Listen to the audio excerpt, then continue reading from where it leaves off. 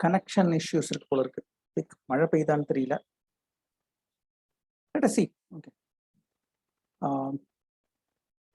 இப்போ இன்னைக்கு நம்ம இந்த 10th இங்கிலீஷ் சைடில் நான் என்ன சொல்லி கொடுக்க போறேன்னாக்க, ஸ்கூல் புக்குக்கும் அப்பாற்பட்டது. ஸ்கூல் புக்கில் ஸ்ட்ரக்சர்டாக இது வந்து ஒரு லெசன், ஒரு ப்ரோஸ், ஒரு போயட்ரி அப்படின்னு வந்திருக்கும் இல்லையா? இப்போ அது இல்லாமல் இந்த இந்த இங்கிலீஷை எப்படி அப்ரோச் பண்றது அப்படிங்கிறதுக்காக அதை தான் மெயினாக இன்னைக்கு பார்க்க போறோம். இந்த ஸ்கூல் புஸ்தகத்துல வந்து பார்த்தீங்கன்னாக்க ப்ரோஸ் இருக்கும், போயட்ரி இருக்கும், அப்புறம் ஒக்காபுலரின்னு ஒன்று போட்டிருப்பாங்க. நான் அந்த சிலபஸை எடுக்கிறேன். இப்போ பார்த்தீங்கன்னாக்க லிசனிங், ஸ்பீக்கிங், அதுக்கப்புறம் ரீடிங், அடிஷ்னல் ரீடிங் அப்படி போட்டிருப்பாங்க. அதுக்கப்புறம் ரைட்டிங், அதுக்கப்புறம் கிராமர் அப்படின்னு. இந்த கிராமர்ல பார்த்தீங்கன்னாக்க 10th பார்க்கறது ஃபுல்லாமே இந்த articles, preposition, prepositional phrase, model இப்படிலாம் வரும். ஓகே, ஸோ இது எல்லாமே நம்ம 8th 9thலையும் ஒரு மாதிரி வந்துடும். ஸோ இந்த கிராமர் கொஞ்சம் கொஞ்சமா ரிப்பீட் தான் ஆகும், கொஞ்சம் இம்ப்ரூவ் ஆகும். சரிங்களா? ஸோ இந்த கிராமர் அப்படிங்கிறது இது அடிப்படை. இது 8ஆம் கிளாஸுக்கும் பொருந்தும், 9ஆம் கிளாஸுக்கும் பொருந்தும், 10ஆம் கிளாஸுக்கும் பொருந்தும். ஸோ நம்ம இன்னைக்கு என்ன பார்க்க போறோம் அப்படின்னாக்க, இந்த இதை ஃபர்ஸ்ட் கிராமரா பார்க்காம இங்கிலீஷ்ங்கிற இந்த பாஷைய இங்கிலீஷ் மொழியா பார்க்காம வேற விதமா பார்க்க போறோம். சரிங்களா? இப்ப நான் வந்து என்னுடைய ஸ்கிரீனை காமிக்கிறேன். என்னுடைய ஸ்கிரீனை பார்க்கும்போது இப்ப நீங்க இங்கிலீஷ்ல கிராமர் புஸ்தகத்துல இப்படிதான் கொடுத்துருப்பாங்க. ஸோ இந்த புஸ்தகத்துல இப்படி இருக்கிறது ஒரு வழி. இங்கிலீஷை ஃபர்ஸ்ட் சரளமா நம்ம கொண்டு வந்துட்டோம்னு வச்சுக்கோங்க. அப்ப தமிழ்ல நம்ம வந்து பேசும்போது, இப்ப நான் பேசும்போது இதுதான் எழுவாய், பயனிலை, செய்யப்படு பொருள், subject, object, predicate, present tense, past tense, இதெல்லாம் நான் யோசிக்காம பேசுறேன். எழுதும்போது யோசிக்காம எழுதுறேன். ஏன்னா இது நமக்கு வந்து ஆட்டோமேட்டிக்கா உள்ள வந்துருச்சு. இங்கிலீஷையும் இப்போ ஒரு 10 சென்டென்ஸ் உங்களை எழுத சொல்றேன் அப்படின்னாக்க உங்களால அவ்வளவு நார்மலா, கம்ஃபர்டபுளா, சௌரியமா எழுத முடியுமா? ஒரு 10 சென்டென்ஸ் உங்களை பத்தி எழுதுங்கன்னு சொல்றேன், அல்லது இந்தியாவை பத்தி எழுதுங்கன்னு சொல்றேன், அல்லது அப்துல் கலாமை பத்தி எழுதுன்னு சொல்றேன். ஒரு 10 சென்டென்ஸ் ரொம்ப ஃப்ரீயா எழுத முடியுமா? நிறைய பேருக்கு முடியும், நிறைய பேருக்கு முடியாது. இது ஏன் அப்படின்னா நம்ம உடனே ஆனா அதே தமிழ்ல அப்துல் கலாம் அவர்களை பத்தி ஒரு 10 வாக்கியம் எழுதுனா கடகடன்னு யோசிக்காம எழுது. ஏன்னா அது நார்மலா வரும். அதுக்குண்டான சில ட்ரிக்ஸ் எல்லாம் இருக்கு. ரொம்ப சிம்பிள் விஷயங்கள். நம்ம இப்ப நீங்க பாத்தீங்கன்னாக்க நம்ம ஊர்ல இருந்து துபாய்க்கு நிறைய பேர் வேலைக்கு போறாங்க. அதே மாதிரி நார்த் இந்தியாவுக்கு வேலைக்கு போறாங்க, ஆந்திராவுக்கு வேலைக்கு போறாங்க, கேரளாக்கு போறாங்க. அதே மாதிரி அவங்களும் இங்க வர்றாங்க. ஒரே மாசத்துல ஹிந்தி கத்துக்கிறாங்க, ஒரே மாசத்துல தெலுங்கு கத்துக்கிறாங்க, ஒரே மாசத்துல மலையாளம் கத்துக்கிறாங்க. எப்படி? அவங்க என்ன கிராமர் படிச்சுட்டு அதை கத்துக்கிறாங்க? இல்லை, எழுதவும் தெரியாம, படிக்கவும் தெரியாம, பேச மட்டும் கத்துக்கிறாங்க. ஆனா பேசுறத எழுத முடியும் இல்லையா? எதை பேசுறோமோ அதைத்தான் எழுத முடியும். ஸோ அதனால இதை நம்ம எப்படி ஒரு மொழியை அப்ரோச் பண்றோம், எப்படி ஒரு மொழியை அணுகிறோம் அப்படிங்கிறதுல ஒரு சில சின்ன டெக்னிக்ஸ் 2-3 இருக்கு. இன்னைக்கு நம்ம அதுல ஒரு முக்கியமான ஒரு டெக்னிக்கை பார்க்க போறோம். என்னுடைய ஸ்கிரீன் உங்களுக்கு தெரியும்னு நினைக்கிறேன். மேஜரா வர்பு, நவுன் அப்படின்னு 2 இருக்கும். வினைச்சொல், பெயர்ச்சொல். இது நமக்கு தெரியும். வர்புங்கிறது ஆக்ஷன், நவுனுங்கிறது பெயர்ச்சொல். தமிழையும் அப்படித்தானே. எந்த உலகத்துல எந்த மொழி எடுத்தாலும் இதுதான். எந்த மொழி எடுத்துக்கிட்டாலும் இந்த 2 தான். நீ எந்த மொழியில பேசுற அப்படிங்கறத நிர்ணயம் பண்றது என்னன்னா நவுன் கிடையாது, வர்பு. இதுதான் ஒரு சின்ன டெக்னிக். இதை நல்லா ஞாபகம் வச்சுங்க. நம்ம பேசுறதுல நிறைய நவுன் யூஸ் பண்றோம். வலது பக்கம் திரும்ப, ரைட்டு. நேரம் என்ன, டைம் என்ன, டைம்ங்கிறது அது வர்பு கிடையாது, ரைட்டா? அதே மாதிரி புக்கு, பேனா, போனு, டிவி, ரிமோட்டு எல்லாம், பைக் எல்லா நவுனும் இங்கிலீஷ் வார்த்தை தான் யூஸ் பண்றோம். கரெக்ட் தானே? ஒத்துக்கிறீங்க இல்லையா? அதுக்கு நம்ம பேசுறதுல நிறைய வார்த்தை ஹிந்தி கலந்துருக்கு. வக்கீல்ங்கிறது ஹிந்தில இருந்து வந்த வேர்டு, தபால்ங்கிறது ஹிந்தில இருந்து வந்த வேர்டு, உருதுல இருந்து நிறைய வார்த்தை தமிழுக்கு வந்திருக்கு, சமஸ்கிருதத்துல இருந்து நிறைய வார்த்தை வந்து, இங்கிலீஷ்ல இருந்து நிறைய வந்திருக்கு. கடந்த 2000 வருஷமா தமிழ் நிறைய வார்த்தையை வாங்கியிருக்கு, தமிழையும் நிறைய வார்த்தைகளை கொடுத்துருக்கு. இதுல எந்த மொழியில பேசுறேங்கிறத நிர்ணயம் பண்றது நவுன் இல்லை. சந்தோஷம் அப்படிங்கிறது சமஸ்கிருத வார்த்தை.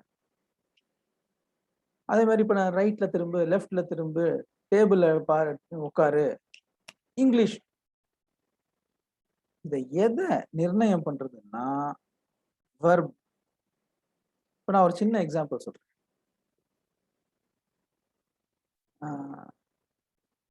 நான் புஸ்தகம் படிச்சேன் அப்படின்னு நான் இங்கிலீஷ்ல சொல்றேன், தமிழ்ல சொல்றேன். நான் அந்த புஸ்தகம் படிச்சேன் அப்படின்னு சொல்றேன். இதையே ஐ ரெட் தட் புஸ்தகம் அப்படின்னு சொல்றேன். இப்படி எழுதிடுறேன். ஐ ரெட் தட் புஸ்தகம். புஸ்தகம் தமிழ் வார்த்தை. நான் அந்த மொமெண்ட் ஐ ரெட் அப்படின்னு சொன்னேன்னாலே அங்க இங்கிலீஷ் மாதிரி வந்துருது. இதுக்கு எப்போதுமே நான் ஒரு ஜோக் சொல்லுவேன். இந்த இங்கிலீஷ்ல இங்கிலீஷ் மாதிரி தோணணும். ஃபர்ஸ்ட் இங்கிலீஷ் மாதிரி கொண்டு வந்துடணும். அதுக்கப்புறம் அது கரெக்டா ரைட் அதை எப்படி கரெக்ட் பண்றது, அதை எப்படி சரியா பேசுறதுங்கிறது அடுத்த விஷயம். முதல் விஷயம் ஃபர்ஸ்ட் இங்கிலீஷ்க்கு உள்ள வரணும். அண்ட் அது நார்மலா சரளமா வரணும். அப்படிங்கிறத எப்படி கொண்டு வரணும்னா ஃபர்ஸ்ட் இதெல்லாம் மாத்திருவோம். ஓகே, இந்த வெர்பெல்லாம் மாத்தி விட்டுட்டேன்னாலே என்ன, வெர்ப நீ மாத்தி விட்டுட்டாலே அது இங்கிலீஷ் மாதிரி தோணும். ஒரு ஜோக்கு, இந்த வடிவேல் ஜோக் ஒண்ணு பார்த்திருப்பீங்க, பழைய joke. You hear me go தேவாக்கம். இந்த ஜோக் பார்த்திருக்கீங்களா? பார்த்திருக்கீங்கன்னா கை தூக்கி பார்ப்போம். யூ ஹியர் மீ கோ தேவாக்கம். இந்த ஜோக் பார்த்திருக்கீங்களா?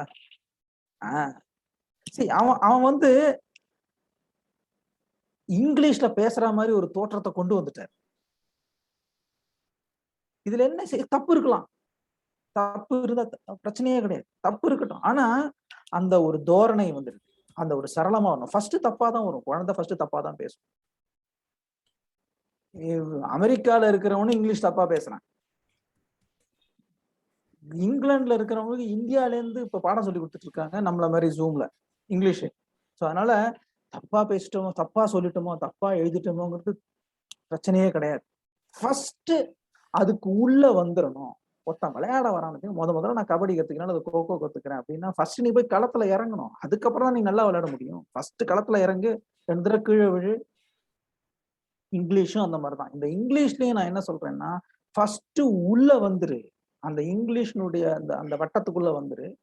அதுக்கு அப்புறம் அதை சரி பண்ணிக்கலாம்.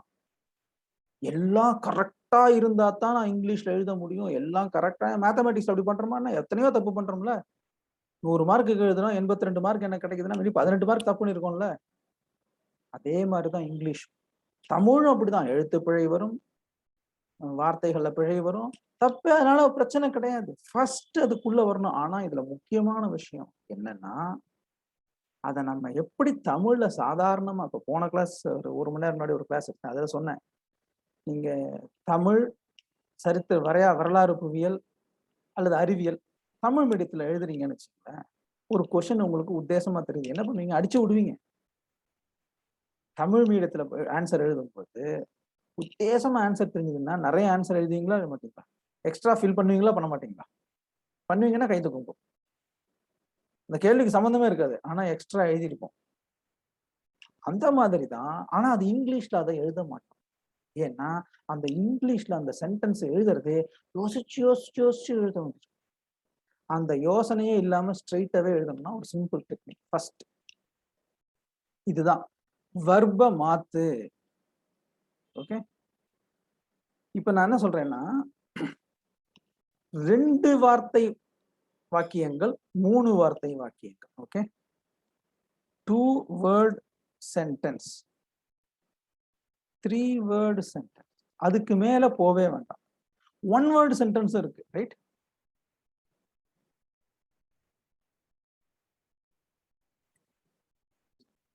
கிளாஸுக்குள்ள டீச்சர் வரார், சார் வந்து stand up sit down, stand up sit down. அது போடுறாங்களா இப்ப கிளாஸ் எல்லாம்? வந்த உடனே கிளாஸ்க்குள்ள வந்து ஏன் attention standard is attention. Attention 1 word sentence. Quiet அப்படின்னு சொல்றோம். 1 வேர்ட், அந்த ஒரு வார்த்தை சொன்னாலே அது ஒரு வாக்கியம். 2 வார்த்தை. இப்ப நான் என்ன சொல்றேன், ஒருத்தர் வீட்டுக்கு வராரு, வீட்டுக்கு வராருன்னு உள்ள வரும்போது என்ன பண்ணுவீங்க? ஒருத்தர் வராரு, வந்தாக்க என்ன சொல்லுங்க, நீங்க பேசவும் பேசலாம், சாட்லயும் அனுப்பலாம், உங்களுக்கு எப்படி வசதியோ அந்த மாதிரி அனுப்புங்க. சரிங்களா? ஸோ நீங்க உங்களுக்கு எப்படி ஒருத்தர் வீட்டுக்கு வராரு, வீட்டுக்கு வரவருக்கு நீங்க என்ன சொல்லுவீங்க வரும்போது? தமிழ்ல சொல்லுங்க. உங்க வீட்டுக்கு ஒருத்தர் வராரு, என்ன சொல்லுவீங்க?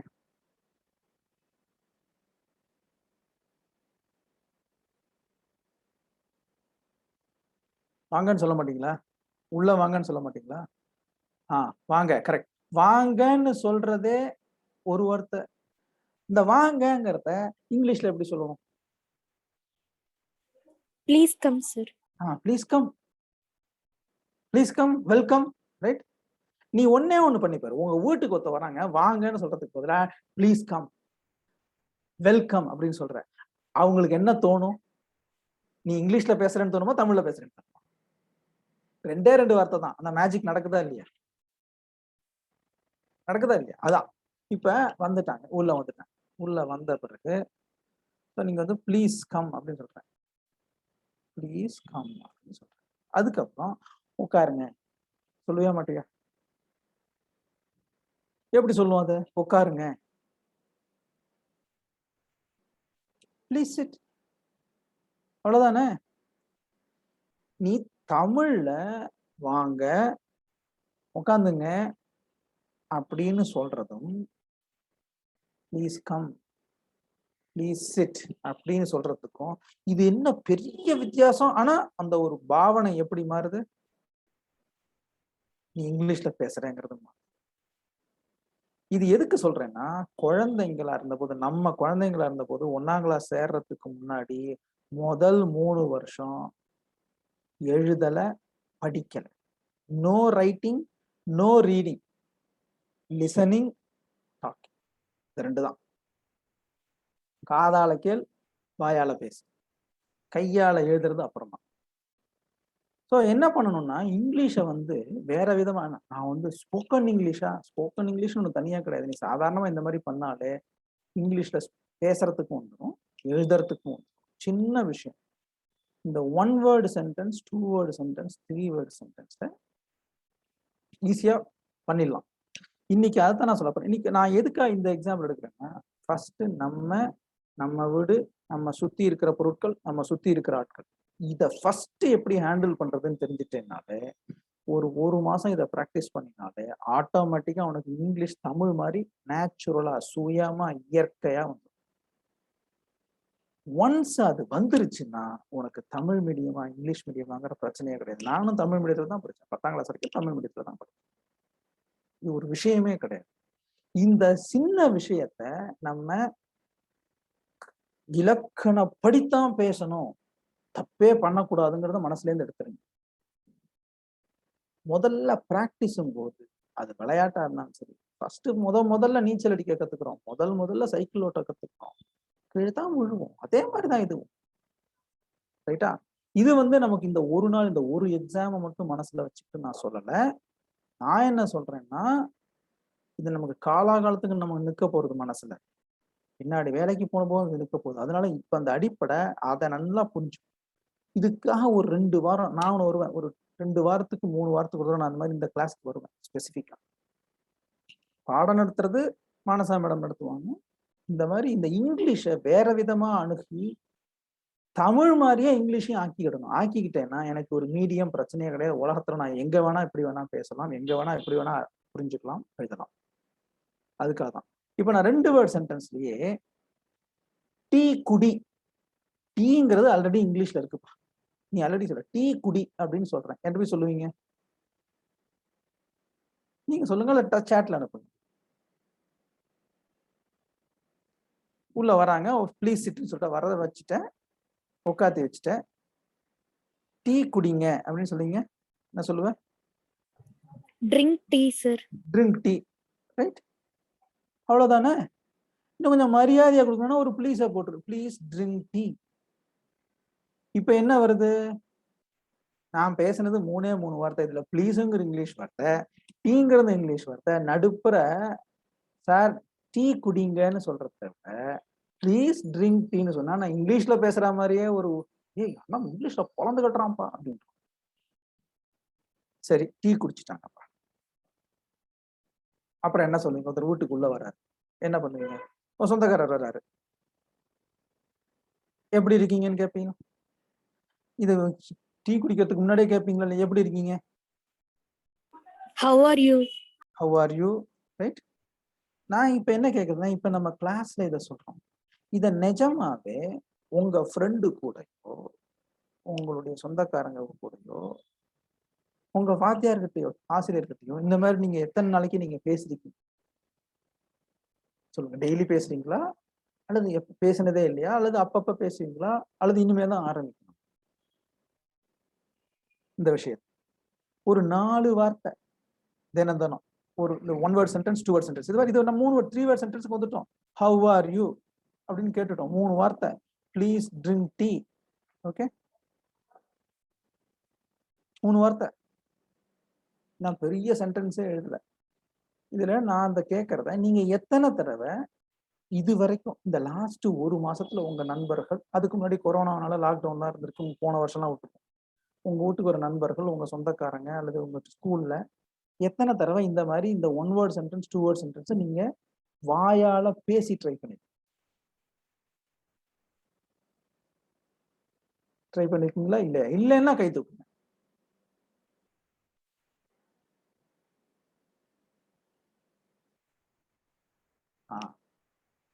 நான் என்ன சொல்றேன், இதை ட்ரை பண்ணு. இதுதான் பயிற்சி, இதுதான் பயிற்சி.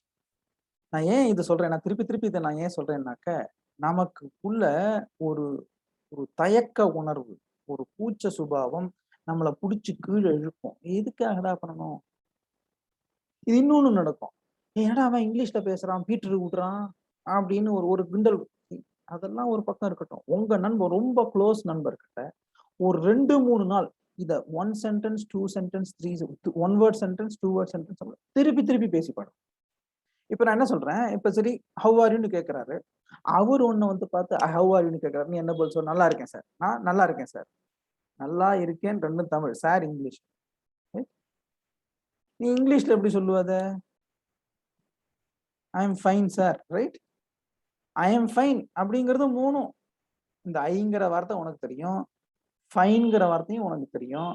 நடுப்புற ஒண்ணே ஒன்று போட்டு ஐ எம் ஃபைன். ஏன்னா இது ஏதோ ஒரு பாடத்துல வருது, கான்வர்சேஷன் ஒண்ணு வரும். ஒருத்தர் கூட பேசுறது, இந்த கான்வர்சேஷனுக்கு அது எந்த பேப்பர்ல வருதுன்னு தெரியல, பார்க்கணும். அதை கான்வர்சேஷனை பார்த்தீங்கன்னாக்க இதான் நடக்கிறது. மொழிங்கிறது எதுக்கு? 2 பேர் பேசுறதுக்கு தானே. சரி, டீ குடிச்சிட்டாரு, எல்லாம் பேசி முடிச்சுட்டு எனக்கு வேற என்ன, கடைசியில் அவர் கிளம்புறாரு. என்ன சொல்லுவீங்க? அவர் கிளம்புறாரு, வீட்டுக்கு கிளம்புறாரு. தமிழ்ல சொல்லுங்க. தமிழ்ல என்ன சொல்லுங்க? எல்லாம் ஒருத்தர் வராரு, உங்க நண்பர் வராரு, வந்துட்டு பேசிட்டு வீட்டுக்கு கிளம்புறாரு. என்ன சொல்லுவீங்க தமிழ்?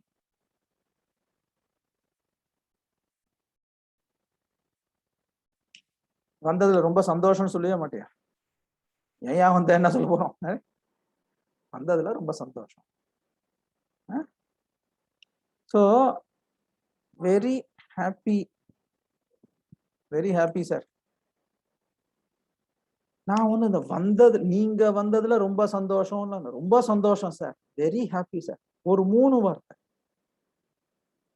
இது என்னன்னாக்க, இந்த குழந்தைங்களுக்கு சாதம் ஊட்டுறதுக்கு முன்னாடி ஒரு வயசு, 9 மாசம், 1 வயசு, 1 1/2 வயசுலாம் ஊட்டி தான் விடணும். அது என்னன்னா அது பசிக்கும். அந்த பசியில டக்குன்னு சாப்பிட்றாது. ஆனா நம்ம என்ன பண்ணணும், அந்த முதல் ஒரு புடி அது வாய்க்குள்ள போகணும். அது வரைக்கும் அழுவும். அந்த முதல் புடி வாயில போட்ட உடனேயும், அதுக்கப்புறம் சாப்பிட ஆரம்பிச்சுரும். அந்த முதல் புடி தான் கீ. முதல் புடி தான். அதே மாரி நம்ம இங்கிலீஷுக்குள்ள கால எடுத்து வைக்கணும். நீச்சலுக்கு பயப்படுறவங்கலாம் தண்ணீல குதிக்கிறது அந்த முதல்ல ஒரு இறங்குறாங்க பாரு தண்ணீல.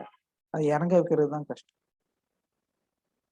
அதே மாதிரி இந்த இங்கிலீஷ்ல சரளமா நீ பேசணும் அப்படிங்கிறது அடுத்த நோக்கம். ஃபர்ஸ்ட் இங்கிலீஷ வந்து ஈஸியா பண்ணணும்னா, ரிமெம்பர் நம்மல்லாம் பொறந்து முதல் 3 வருஷம் எழுதல, படிக்கல. படத்த தான் பார்த்தோம். காதால கேட்டோம், வாயால பேசினோம். இதுதான். கைக்கு வேலையே கிடையாது. இங்கிலீஷையும் ஃபர்ஸ்ட் அந்த மாரி ட்ரை பண்ணும்.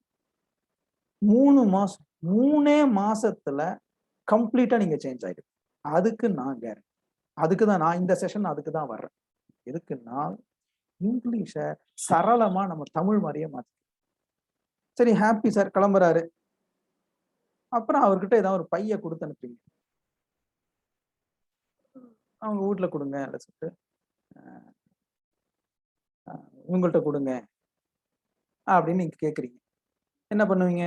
ஒரு பை ஒரு சார் கொஞ்சம் இருங்க சார் அப்படின்றீங்க. அண்ணா வந்துருவாரு கொஞ்சம் இருங்க. அப்படின்னு என்ன சொல்லுவ? வெயிட் பண்ணுங்கன்னு எப்படி சொல்லுவ? தமிழ்ல என்ன சொல்றோம்? வெயிட் பண்ணுங்க சார் அப்படின்னு சொல்றோம். அப்படி சொன்னா அது தமிழ். வெயிட் பண்ணுங்க சார் அப்படின்னு சொன்னா தமிழ் மாதிரி இருக்கு. ரைட்டா? நான் என்ன சொல்றேன்? வெயிட் பண்ணுங்க சார்ன்னு நான் தமிழ்ல சொல்றேன். இப்ப அதையே ப்ளீஸ் வெயிட் சார்ன்னு சொல்றேன். இந்த 2த்துக்கும் எவ்வளவு வித்தியாசம் இருக்கு பாத்தியா? வெயிட் பண்ணுங்க சார்ங்கிறது தமிழ்.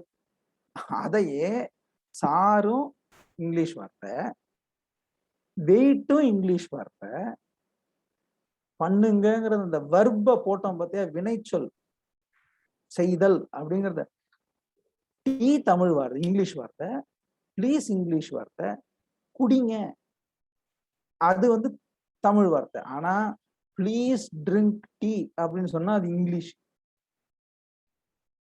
கரெக்டா?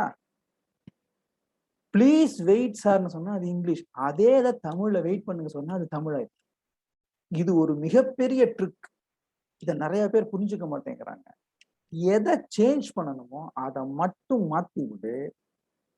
அந்த அந்த ராஜேந்திரனா அவர்தான் சொல்லுவார். நடை, உடை, பாவனை அப்படிம்பார்ல. அந்த மாரிதான் அந்த நடை, உடை, பாவனை உனக்கு மாறணும்னால் ரொம்ப சாதாரண விஷயம் இது. அந்த வெர்ப மாத்தி விட்டுரு. சரி. இப்ப நீங்க கடைக்கு போறீங்க. இப்ப நான் சொன்ன இந்த கான்செப்ட் உங்களுக்கு புரிஞ்சுச்சா? புரிஞ்சுச்சுன்னா கை தூக்குங்க. நான் என்ன சொல்ல வரேங்கிற கான்செப்ட் இந்த இந்த கருத்து உங்களுக்கு புரிஞ்சுச்சுன்னா கை சூப்பர். இத நீங்க பிராக்டிஸ் பண்ணணும். உங்க கூச்சப்படாம இங்கிலீஷ் வரத்துக்கு முதல் எதிரி பேசுறதுக்கும், அந்த இங்கிலீஷ் எழுதுறதுக்கும் முதல் எதிரி கூச்சம் தான். அந்த கூச்சத்த எதுக்காக பயப்படணும்? யாருக்காக கூச்சப்படணும்? கல்வி கத்துக்கிறதுக்காக எந்த பிரச்சனையும் கிடையாது. நீங்க ஒண்ணே ஒண்ணு பண்ணுங்க. உங்க நண்பர கூப்பிட்டு ஒரு 4 வார்த்தை டக்குன்னு பேசுங்க. ஆல்வேஸ் ஞாபகம் வச்சுங்க. இந்த குழந்தைக்கு முதல் வாய் போறது தான் கஷ்டம். மத்தபடி பிரச்சனையே கிடையாது. ரைட்? அதே மாரி இந்த திருவிழால தேர் இருக்கும். திருவாரூர் தேர்லாம் பெரிதா இருக்கும் இல்லையா? அந்த தேர முதல்ல ஒரு தள்ளணும். அதுதான் கஷ்டம். அப்புறம் உருளும். இந்த முதல்ல நீ கார் நின்னுடும். கார் நின்னுச்சுன்னா பின்னாடி தள்ளணும் இல்லையா? பஸ் நின்னுச்சுன்னா தள்ளணும். தள்ளினாக்க முதல்ல ஒரு 2 இன்ச் அத நகர்த்துறது தான் கஷ்டம். அப்புறம் கடகடன்னு ஓடிடும். இங்கிலீஷும் அதே மாரி தான். இத என்ன பண்ணிடுவோம்னா, நம்ம தப்பா மனசுல புரிஞ்சுகிட்டு, ஐய்யய்யோ! இது ரொம்ப பெரிய விஷயம்ப்பா. இங்கிலீஷ்காரனுக்கு தான் இது சொந்தம். அதெல்லாம் ஒண்ணும் கிடையாது. ரொம்ப சின்ன விஷயம். இப்ப நான் இன்னொன்னு சொல்றேன். இன்னொன்னு என்ன சொல்றேன்னாக்க, இப்ப ஒரு கடைக்கு போறீங்க. அ எனக்கு சோப்பு வேணும். ரைட்? நான் தமிழ்ல எழுதுறேன். எனக்கு சோப்பு வேணும். அப்படின்னு நீ கேட்கணும். சோப்பு அப்படிங்கிறது ஆல்ரெடி இங்கிலீஷ் பா, ரைட்? சோப் அப்படிங்கிறது இங்கிலீஷ். வேணும் அப்படிங்கிறதுக்கு நீடுன்னு சொல்றியோ வாண்ட்னு சொல்றியோ அதை சொல்லு. எனக்குங்கிறதுக்கு முன்னாடி இப்ப ஐன்னு போடுறேன். இது என்ன சார்? ஐன்னா நானா எனக்கா? அது நான் பின்னாடி வரேன். இப்ப நான் வந்து எனக்கு சோப்பு வேணும் அப்படின்னு உனக்கு ஒரு எக்ஸாம்பிள் சொல்லிட்டேன். ஐ வாண்ட் சோப்புன்னு சொல்லிட்டேன். ஓகே. எனக்கு பேனா வேணும் எப்படி சொல்லுவேன்? நீங்க சொல்லுங்க யாராவது. எனக்கு பேனா வேணும். கடைக்கு போய் I want pen. I want pen. எனக்கு பென்சில் வேணும். I want pencil. எனக்கு புக் வேணும் எப்படி சொல்லுவீங்க? I want book. எனக்கு ஹேர் பின் வேணும்.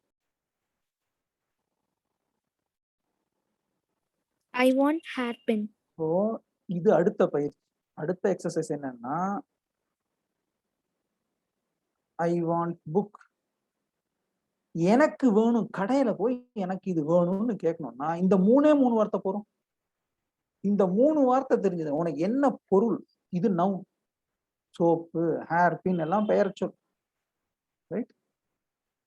இந்த வாண்ட்ங்கிறது தான் வெர்பு. எனக்கு ஹேர் பின் வேணும். ஹேர் பின் ஆல்ரெடி அதுல 30% இங்கிலீஷ். 3 வார்த்தை ஒரு சென்டென்ஸ்ல, அதுல ஒரு வார்த்தை இங்கிலீஷ்னா 30% இங்கிலீஷ் ஆல்ரெடி அதுலயே இருக்கு. ஆனா எனக்கு சோப் வேணுங்கிறதுக்கு பதிலா ஐ வாண்ட் சோப் அப்படின்னாக்க அது கம்ப்ளீட்டாவே இங்கிலீஷா மாறி போயிருக்கு. நீ ஒன்னும் பெரிய மேஜிக் பண்ணல. ஆல்ரெடி நீ 35%ல இருந்து ஒரு 1/3ல இருந்து பாதி வரைக்கும் நீ இங்கிலீஷ் தான் யூஸ் பண்ற. எதை மாத்தணுமோ அதை மாத்தி விட்டா அது இங்கிலீஷ் மாறிக்கும். இப்ப அடுத்தது எனக்கு வந்து ஸ்கெட்ச் பென் வேணும். என்ன சொல்லுவ? I want sketch pen. இந்த எக்ஸசைஸ் என்னன்னா ஒரு கடைக்கு போய் நீ என்ன வாங்க போற? எனக்கு அரிசி வேணும். எப்படி சொல்லுவ? எனக்கு அரிசி வேணும்.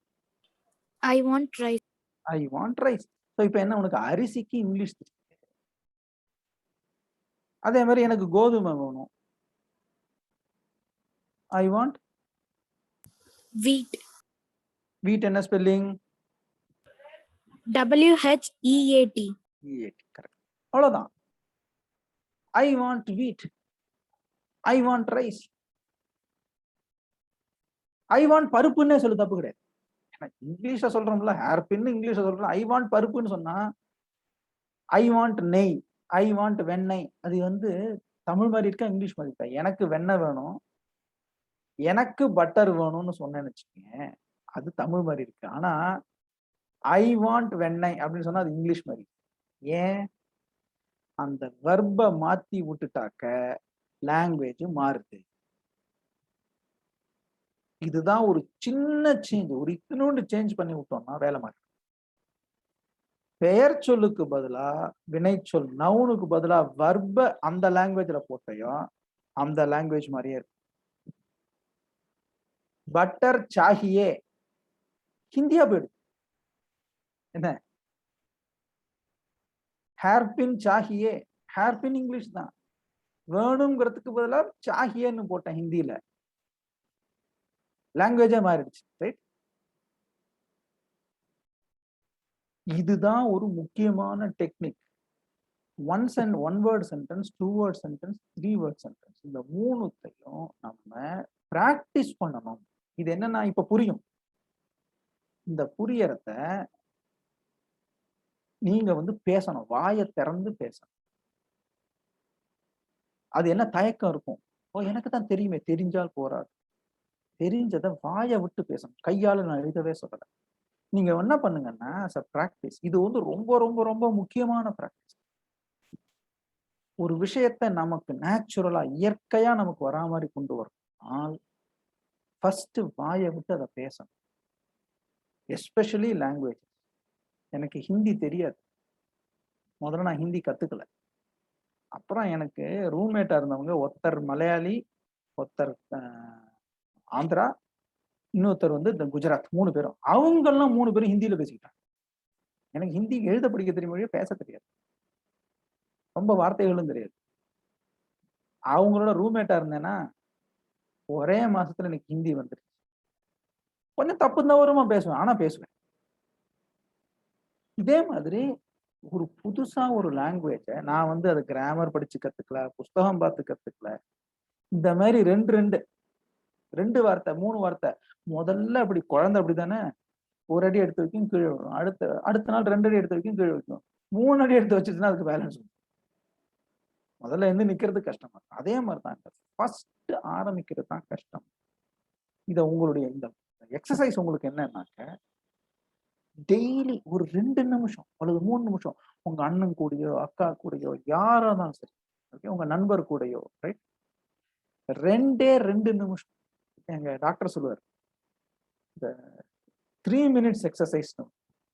ஒரு நிமிஷம் என்ன பண்ணணும் அப்படின்னாக்க, கை காலெல்லாம் நல்லா எழுந்திருச்சு ஸ்ட்ரெச் பண்ணணும். ஒரே 1 நிமிஷம் பண்ணுங்க. நீங்க எதுவுமே பண்ணேன்னா கூட டெய்லி இதை மட்டும் பண்ணுங்க. 1 நிமிஷம் எந்திரிச்சு நின்று கையை கால ஆட்டிக்கிட்டே இருங்க. ஒண்ணுமே பண்ணாங்க.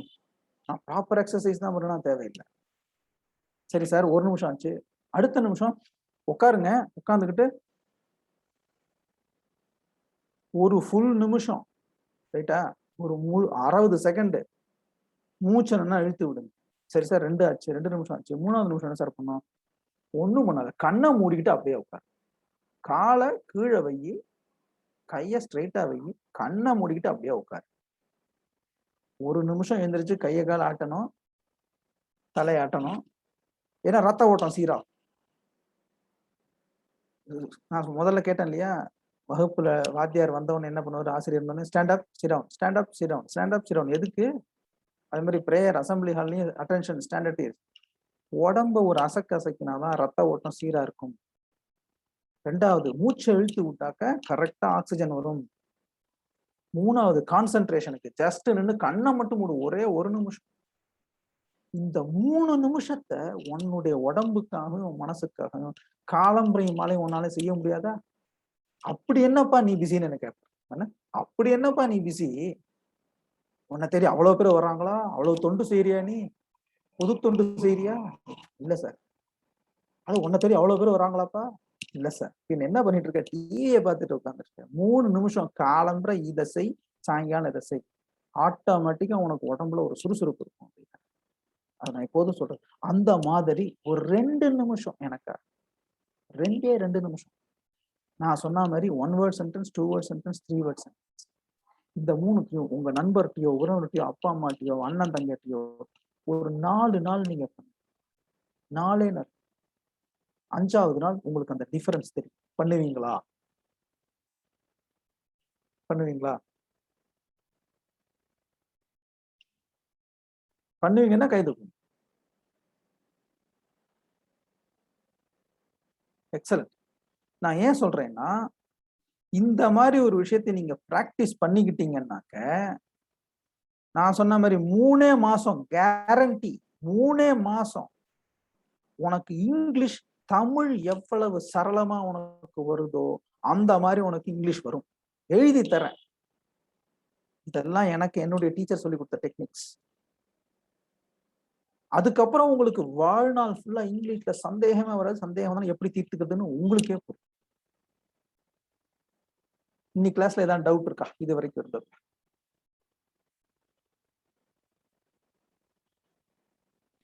இல்ல சார்.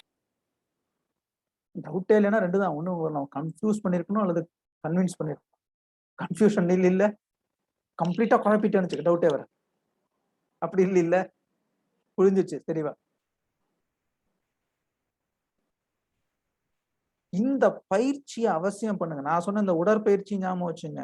1 நிமிஷம் எழுந்து கையை கால ஆட்டணும். 1 நிமிஷம் மூச்சை இழுத்து விட்டுக்கிட்டே இருக்கணும். 1 நிமிஷம் சும்மா இருக்கணும். இந்த 3த்தையும் காலம்பர ஒரு தடவை, சாயங்காலம் ஒரு தடவை பண்ணுங்க. உடம்புக்கும் மனத்துக்கும் வலிமை. இந்த இங்கிலீஷ்ல நான் சொன்ன 1 word sentence, 2 word sentence, 3 word sentence, இத நல்லா ஞாபகம் வச்சுங்க. வெயிட் பண்ணுங்க சார், ப்ளீஸ் வெயிட் சார். இந்த 2த்துக்கும் பயங்கர டிஃபரன்ஸ். அதை ஞாபகம் வச்சுக்கிட்டீங்கன்னா இது ஆட்டோமேட்டிக்கா. எனக்கு என்னன்னாக்க, இந்த இங்கிலீஷ், ஐயோ இங்கிலீஷ்ல ஒரு லெட்டர் எழுதணுமே, இங்கிலீஷ்ல ஒரு பேராகிராஃப் எழுதணுமே, இங்கிலீஷ்ல ஒரு சம்மரி எழுதணுமேங்கிற பயம் உங்களுக்கு சுத்தமா இருக்காது. எப்படி நீங்க சயின்ஸ்லயும் தமிழ் மீடியத்துல அடிச்சு விடுறீங்களோ, ஒரு ஆன்சர் தெரியாட்டாலும் இங்கிலீஷ்லயும் நீங்க பக்கம் பக்கமா எழுதுவீங்க. அந்த நிலைமைக்கு கொண்டு வந்து விட்டுருவேன். குட். இன்னைக்கு அதோட என்னுடைய வேற ஏதாவது டவுட் இருக்கா? இன்னைக்கு கிளாஸ் என்ஜாய் பண்ணீங்களா? என்ஜாய் பண்ணேன்னா கை தூக்குங்க. ஏன்னா இதெல்லாம் பாட புஸ்தகத்துல சொல்லி கொடுத்துக்கூடிய வரதில்லை. இதெல்லாம் பல காலமா சில டெக்னிக்லாம் வச்சிருப்பாங்க. அது வழியா வரக்கூடியது.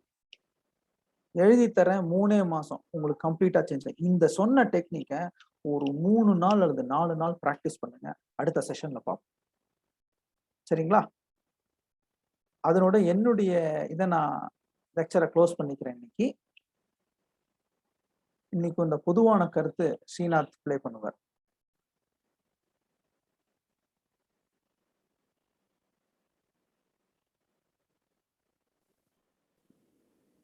வணக்கம். இப்போ நீங்க பார்க்குற ஃபோட்டோ வந்து பிவி சிந்து. இவங்க தான் நம்ம இந்தியாவுக்கு ஒலிம்பிக்ஸில் மெடல் வாங்கி கொடுத்தாங்க. பால் பேட்மிண்டன் இல்லாமல் பேட்மிண்டன்னு சொல்லுவோம், ஷட்டில் காக் அப்படின்னு சொல்லுவாங்க. இதில் இந்த பேட்மிண்டன் விளையாட்டில் சிந்து அப்படிங்கிறவங்க இந்தியாவுக்கு மெடல் வாங்கி கொடுத்தாங்க ஒலிம்பிக்ல.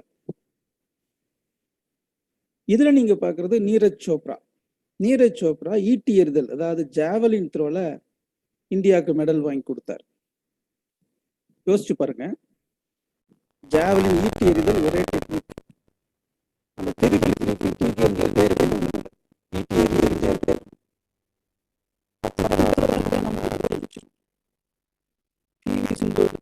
விளையாடும் போது பால் வரும், அடிக்கணும், திருப்பி கோர்ட்டுக்குள்ள அடிக்கணும், அவங்க எதிராளி அடிச்சா எடுக்கணும். இந்த ஒரு விளையாட்டு, இந்த ஒரு தடகள போட்டியான ஈட்டி எறிதல். ஆனா இதுல ஒலிம்பிக் லெவல், உலக அளவுல போய் நம்ம மெடல் வாங்கணும்னா ஒன்னே ஒண்ணுதான், நம்ம மனசுல அதீதமான ஒரு ஆர்வம் இருக்கணும். அதை அப்படியே விரும்பணும். இதுதான் நம்ம உயிர்னு அந்த விளையாட்டை நேசிக்கணும். விளையாட்டா இருந்தாலும் சரி, எதா இருந்தாலும் சரி நேசிக்கணும். அப்புறம் முக்கியமா பிராக்டிஸ் பண்ணணும். பிராக்டிஸ் பிராக்டிஸ் பிராக்டிஸ், திரும்ப திரும்ப திரும்ப அதையே பண்ணிக்கிட்டு இருக்கணும். ஒரு நாள் கூட விடாம பண்ணிக்கிட்டு இருக்கணும். விளையாட்டுலையும் அந்த மாதிரி தலை சிறந்தவரா வரணும்னாலும் சரி, கலையா இருந்தாலும் சரி, பர்ஃபார்மிங் ஆர்ட்ஸ்னு சொல்லுவாங்க, அதாவது நிகழ்கலைகள். இப்போ நாடகம், பாட்டு, வாய்ப்பாட்டு, வாத்தியம் வாசிக்கிறது, நாட்டியம் ஆடுறது, இதெல்லாம் பர்ஃபார்மிங் ஆர்ட்ஸ் சொல்லுவாங்க. இதெல்லாமும் நம்ம மேலே வரணும். விளையாட்டுத்துறை அதே மாதிரி படிப்புலையும் நம்ம மேலே வரணும்னா ஆர்வம் வேணும், பயிற்சி, திருப்பி திருப்பி திருப்பி அதை செய்யணும். அந்த திருப்பி திருப்பி பிராக்டிஸ் பண்ணல அப்படின்னாக்க, எனக்கு தெரியுமே, தெரிஞ்சா போராது, தெரிஞ்சதை நம்ம பேப்பர்ல எழுதணும். அதுக்கு ஒரே பிராக்டிஸ். பிராக்டிஸ் பண்ணா யாரு வேணாம், எந்த நிலைக்கு வேணாலும் வரலாம். அதனால நம்ம முக்கியமான விஷயம், 2 விஷயம் மனசுல வச்சுக்கணும். என்ன படிக்கிறோமோ ஆர்வத்தோட படிக்கணும். அந்த படிக்கிறத பிராக்டிஸ் பண்ணிக்கிட்டே இருக்கணும். பிராக்டிஸ் பிராக்டிஸ் பிராக்டிஸ், இதுதான் மந்திரம். வாழ்க பாரதம், வெல்க தமிழகம்.